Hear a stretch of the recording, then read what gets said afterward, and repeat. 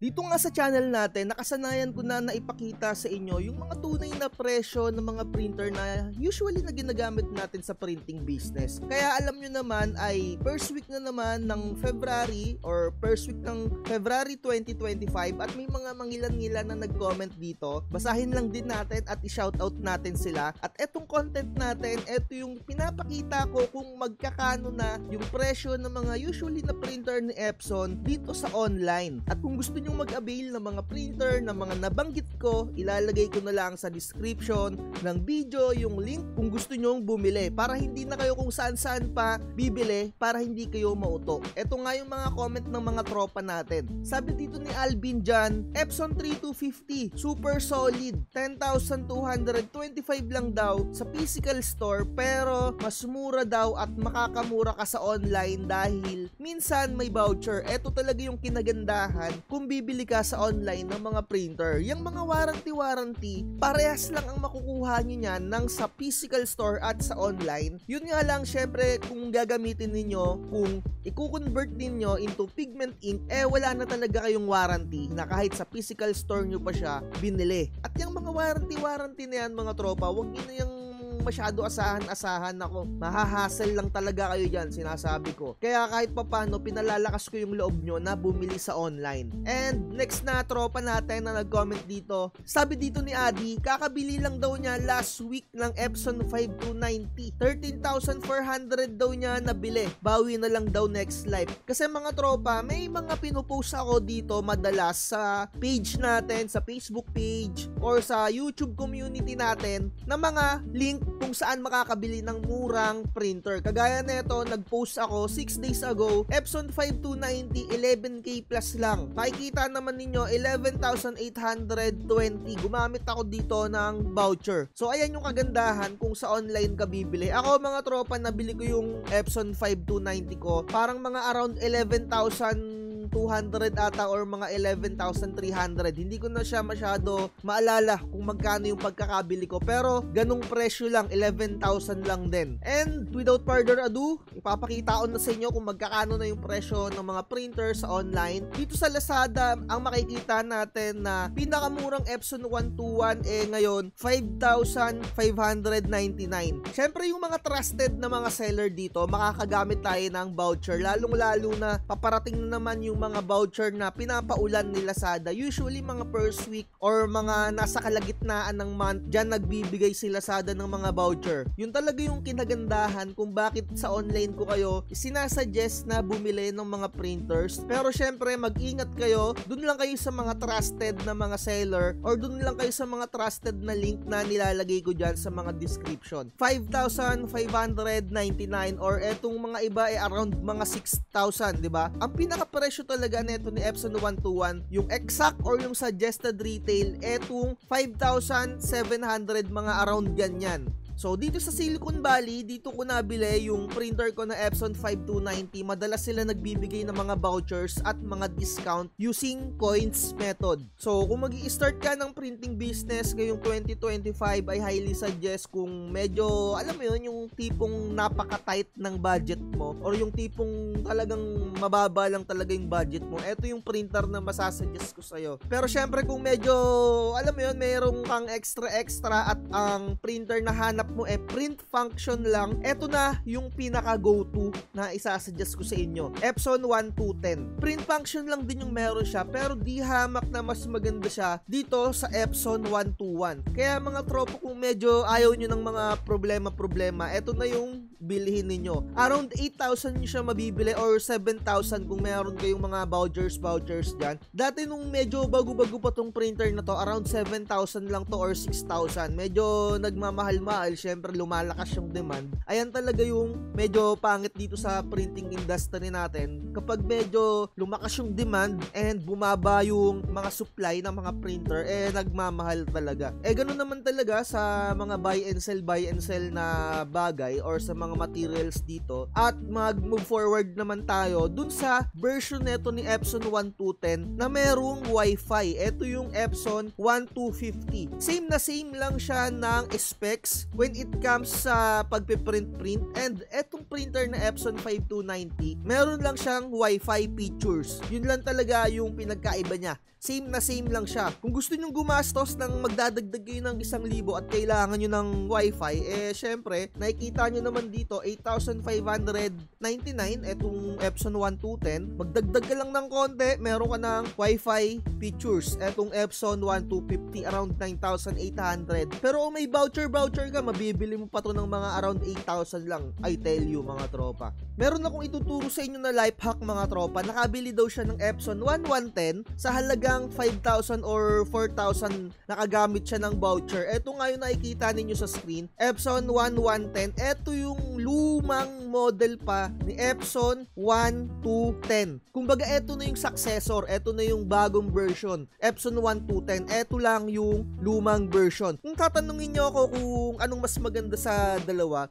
syempre kahit papano, yung latest. Pero kung napaka-tight ng budget nyo, ito na yung bilihin ninyo kasi halos wala namang pinagkaiba din etong Epson 1110 dito sa Epson 1210. Halos wala talagang pinagkaiba din yan. Etong Epson 1210, nagkaroon lang siya ng lock when it comes dito sa kanyang body. Etong Epson 1110, kung dati ito sana yung bibilihin ko, pero syempre kahit papano medyo may budget tayo dati, kaya hindi ko to binili yung printer na to. Nung nagsisimula ako, ang binili kong printer yung Epson 3110 na ang successor na nun ay etong Epson 3210. Kumbaga nga, ito yung pinakaunang model pa ng Epson 1210 na sinasabi ko sa inyo. Nakakapagtaka lang, meron pa silang mga stocks na ganito. Kaya siguro pinapaubos na rin, kaya napakababa na ng presyo. Kung ako sa inyo, kung medyo gusto nyo magdagdag ng sublimation, eto na lang din yung bilihin ninyo. Kasi pwede rin siyang makapag-print ng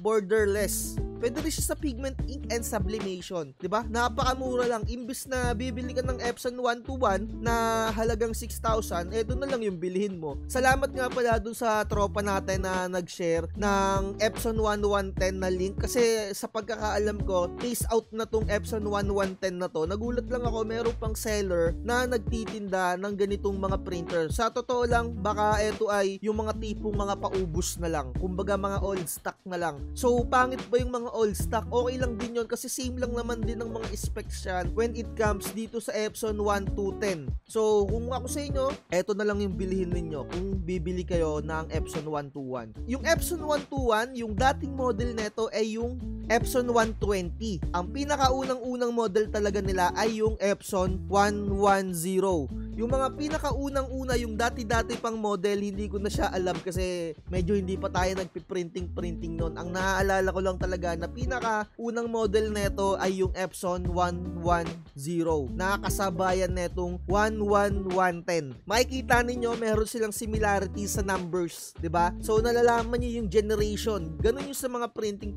natin. Ito yung first generation, 'di ba? So ilalagay ko na lang sa description ng video na to yung mga link, 'di ba, kung saan kayo bibili. At move forward na nga tayo dito sa sinasabi ko sa inyo na Epson 3210, 3-in-1 printer siya. Yung mga nabanggit ko kasi na una-una ay mga print function lang yung meron. Etong Epson 3210, 3-in-1 siya. Meron siyang pwede kang makapag-xerox and scan at print. Kaya nga siya 3-in-1. Wala lang siyang Wi-Fi features. Kumbaga print lang, scan and Xerox. Hindi ka maagamit dito ng phone kung hindi mo siya gagamitan ng Technic or bibili ka ng mga wired tapos ikukunik mo yung iyong cellphone. So sa susunod, tuturuan ko kayo ng ganun na technique using mga ganitong printer tapos cellphone lang yung gamit nyo. Hopefully makapag-upload tayo ng ganung vlogs. Medyo marami pa kasi ako naka-line up. At tignan nyo naman mga tropa, ang presyo na neto ngayon ay 8,900. So ang pinakamura na nakikita akong presyo dito ay 8,700. So, gamit lang kayo ng mga vouchers dyan para kahit papano makapag-discount talaga kayo. Kasi yung presyuhan talaga na itong Epson 3210, around ganyan talaga. Around 8,700. And next tayo dito sa isa niyang variant, yung kulay puti. Medyo mahal yung nakikita natin dito sa ngayon. Tumataas yung presyuhan nila. Pero halos same lang din to ng mga presyuhan mga tropa, etong white variant at etong kulay itim. So, gumamit na lang kayo ng voucher kung gusto nyo na itong kulay white. Same lang sila ng specs niyan, 3-in-1 printer and walang wifi. Medyo nagmahal yung variant na kulay puti. Sa tingin ko, pinapaubos na lang din ni Epson kasi parang limited edition tong kulay puti Bibihira kayo makakita na ito. Kung gusto nyo na medyo aesthetic, itong kulay puti yung bilhin niyo. Syempre, kahit papano, magdadagdag kayo ng additional payment. Try nyo sa mga malls kung medyo mas mura itong Epson 3216. Pero sa tingin ko, hindi kayo makakakita na ito sa mga malls Talagang medyo limited edition tong 3216. So ayan, nakikita nyo naman yung mga presyuhan. And next natin, etong Epson 3250. Ito yung variant naman na Epson 3210 na merong wifi features. Para lang din siyang kagaya na itong mga Epson 1250 at etong 1210. Magkaka-specs lang yan, magkakapares lang yan. So, mga wifi function lang yung idinagdag na itong Epson 3250 kung ikukumpara mo dito sa Epson 3210. Yun lang talaga. So, kung gusto mong maggastos pa ng halos 1,000, na gusto mo na may wifi, diba? So, kagaya nung comment nung tropa natin dito sa Epson 3250, 10,225 daw sa physical store, pero sa online, ito yung kanyang presyo. Ang makikita natin na pinakamura dito so far nasa around 10,535.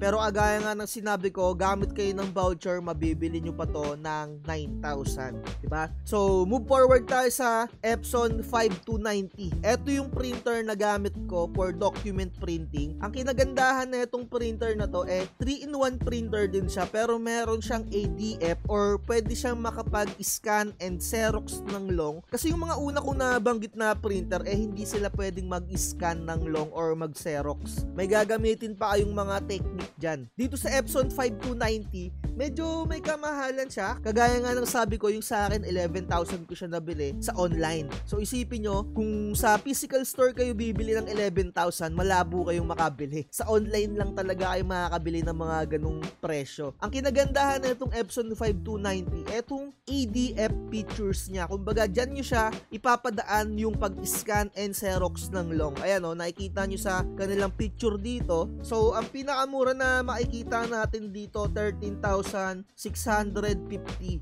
Pero minsan may mga nagsisale dito, kagaya nga ng pinopost ko dito sa aking community at sa aking Facebook page. 11,820 lang siya using voucher, 'di ba? So tignan natin kung saang store tong pinost ko no itong mga 6 days ago dito sa Symbolic. Pero sa ngayon tumaas na ulit yung presyo niya, nawala na yung sale. 14,900 na siya. So kung itatry nyo na etong printer yung bibilihin ninyo, ito yung ilalagay ko na lang din, yung kahit papano na trusted at mura. So, i-check nyo na lang sa description yung mga pinopost-post natin dyan. At mga tropa, kung makakabili kayo sa online ng mas mataas pa, sa 13,000 or 14,000 na presyo netong Epson 5290, unang-una kung makakabili ka ng 18,000, tapos may mga freebies daw kuno, huwag kayong magpapauto doon. Eto meron din kayo makikita dito, usually 26,000 daw kuno. Ayan, huwag kayong bibili ng ganyan kasi malamang sa malamang inuutulang kayo niyan, lalong-lalo na pag may mga freebies daw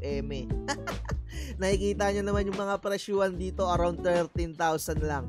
Diba? So, kaya natin to ginagawa, etong mga content na ganito, para hindi kayo nauuto, or kung meron kayo nakikita dyan na merong mga freebies daw, pero yung mga freebies na yon, binabayaran nyo din yon sa additional na numbers ng pera dun sa binayad nyo nga. So, dito na tayo sa pinaka-last na maisasuggest ko sa inyo na printer dito sa printing business. Usually, etong printer na to ay napakaganda for printing ng picture. And sa mga nababanggit ko dati, sabi ko pangit etong printer na to, pero wala na tayong magagawa kundi mag-adapt tayo sa newer technology ni Epson. So, ang makikita natin dito na trusted na seller, usually etong si GWPC, ang presyo na netong Epson 8050 17,000. Kung may mga voucher kayo, mabibili nyo pa to around 16,000. Pero dati, nung medyo bago lang tong printer na to, around 15,000 lang to, and mabibili nyo siya around 14,000. Medyo nagmamahal-mahal na kasi ang dami nang bumibili rin ng printer na Epson 8050. Ito naman yung successor neto ni Epson 805 na which is gamit ko naman na printer for pigment ink. So kung magki-cater kayo ng mga stickers or magki-cater kayo ng mga photo booth, ito yung pinakamagandang printer para sa mga larangan na yon, 'di ba? So kung i-convert nyo rin siya into pigment ink, nasa sa inyo din. Pero tandaan nyo, etong mga printer na nabanggit ko, although compatible siya sa pagko-convert into pigment ink or sublimation, lahat ng nabanggit kong printer na yan compatible. Pero isipin nyo palagi yung risk factor kung magko-convert kayo into pigment ink. Lagi nyo tatandaan yan. Kung hindi pa kayo ready mag-convert or hindi pa kayo ready sumugal sa pagko-convert, I highly suggest na stay original lang yung mga inks na gamitin ninyo kasi may risk factor talaga kung magko-convert kayo. Maaaring isang buwan pa lang sira na yung printer ninyo or magbabara agad, di ba? May mga ganyan. So, ayun na lang, siguro dito na natin tapusin etong vlogs natin. Sa mga gusto mag-avail, nasa description yung link para hindi na kayo maligaw-ligaw pa. Sa mga ibang brand, Canon and mga brother, itatry natin isingit bukas sa content natin. Pero sa ngayon, eto muna, Epson printers muna tayo. So, sa mga gusto mag-avail ng Canva Pro and mga template natin, message nyo lang ako sa ating Facebook page. At alam nyo naman, isa yan sa mga dahilan para masustain natin etong YouTube channel natin. At kung gusto nyo namang suportahan yung mga vlogs natin, nasa description lang din yung Gcash natin. At lagi ko sinasabi, huwag magpapauto. Like, share, and subscribe. Bye-bye. Sa promo, huwag kang magpapauto, mag-isip ka sa pilian. Sa laro ng buhay, dama ang tampuhan. Di lahat ng nagpa-hype, siguradong totoo, sarili